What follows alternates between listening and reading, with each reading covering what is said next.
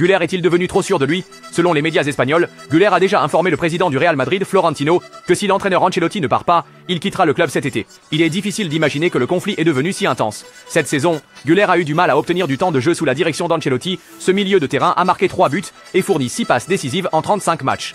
Güler ne manque pas de prétendants, Arsenal est prêt à l'acquérir pour 30 millions d'euros. Bien que le Real Madrid ait encore des chances de remporter la Liga, la Coupe du Roi et la Ligue des Champions cette saison, les choix d'Ancelotti n'ont pas été à la hauteur des attentes. Florentino va-t-il considérer la demande de Güler?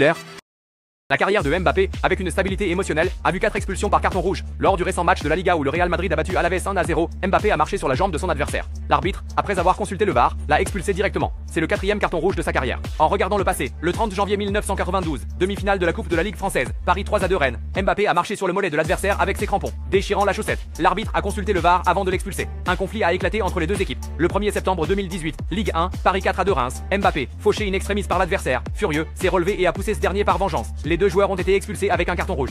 Le 27 avril 2019, finale de la Coupe de France, Paris a perdu au tir au but contre Rennes. Mbappé a de nouveau été expulsé en prolongation pour avoir piétiné l'intérieur du mollet de l'adversaire. 3 fois sur 4, c'est un piétinement du mollet, c'est vraiment furieux. Tout le monde est d'accord.